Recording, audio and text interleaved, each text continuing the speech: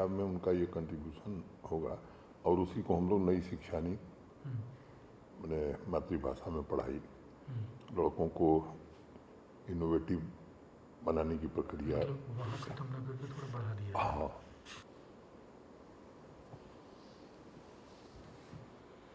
43,000 करोड़ रुपए सिर्फ एक साल का है, इस साल हाँ, का है, 2021 का है। वो मेंशन करना होगा, नहीं तो कंफ्यूजन हो जाएगा।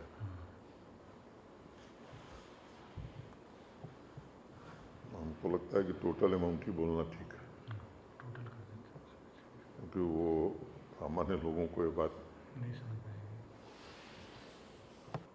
मैं जम्मू कश्मीर के नागरिकों से आज के इस ऐतिहासिक अवसर पर अवश्य कहना चाहता हूँ, ये चर्च उन मूल्यों का प्रतीक है जो हमें प्रेम, शांति और भाईचारे की भावना अपनाने पर बल देता है। सेंट ल्यूकस का पृथ्वी पर शांति और सभी मनुष्यों के प्रति सद्भाव का संदेश आज पहले की तुलना में ज़्यादा प्रासंगिक है। क्रिसमस के दिन जब हम जीसस क्राइस्ट को याद करें तो ये भी दोहराएं कि हम सभी एक ही ईश्वर की संतान हैं और सत्य, अहिंसा तथा विश्व बंधुत्व के रास्ते पर चलकर ही हम सब बिना धार्मिक भेदभाव के पृथ्वी पर ही अपना स्वर्ग बना सकते हैं। मित्रों, जीवन की आपाधापी में हम कई बार भूल जाते हैं कि सदियों से हमारे पूर्वजों ने जीवन के जो सूत्र दिए थे वो आज भी उतने ही प्रासंगिक हैं। मुझे स्मरण है, जीसस क्राइस्ट ने एक बड़ी अद्भुत बात कही थी और आज प्रथम आने की दौड़ में शायद हम ये बात भूल गए। जीसस ने कहा था, धन्य हैं वे लोग जो अंतिम कतार में खड़े होने में समर्थ हैं। लोग सोचते हैं कि हमें आगे निकलना है और इधर जीसस कहते हैं कि धन्य हैं वो लोग जो अंतिम कतार में खड़े हैं। इस वाक्य का जीवन दर्शन मुझे लगता है बहुत ही स्पष्ट है। पहला यह कि जरूरी नहीं कि आप जीवन की दौड़ में हमेशा प्रथम आवें।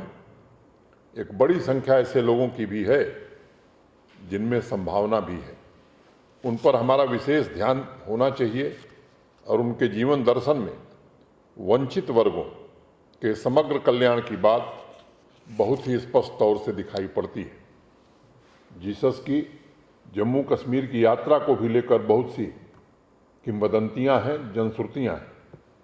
अपनी पुस्तक द सर्पेंट ऑफ पैराडाइज में मिगल सरानो ने जनश्रुति के आधार पर लिखा है कि वह कश्मीर आए थे और काफ़ी सालों तक यहाँ ठहरे थे।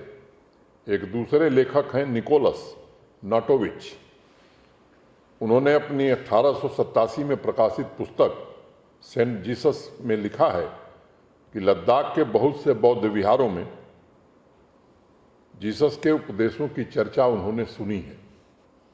जनश्रुतियाँ चाहे जो भी हों, चाहे वो कश्मीर आए थे या नहीं आए थे, ये इतिहास का विषय हो सकता है, लेकिन मैं मानता हूँ कि विभिन्न धर्म तथा उन धर्मों के संत समुदाय हमेशा से भारतीय परंपरा की अटूट कड़ी रहे हैं।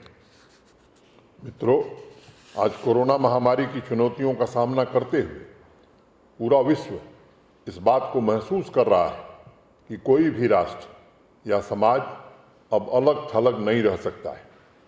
हमारी एक दूसरे पर निर्भरता बढ़ी है और इसलिए सभी धर्म एक बात पर जोर दे रहे हैं कि हम सबको घृणा तथा पूर्वाग्रहों से अपने आप को मुक्त करने की जरूरत है।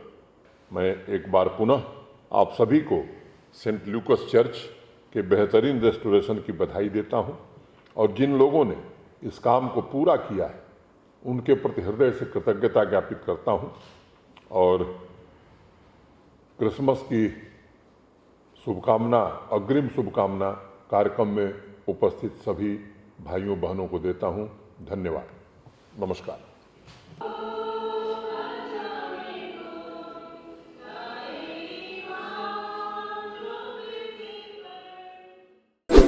you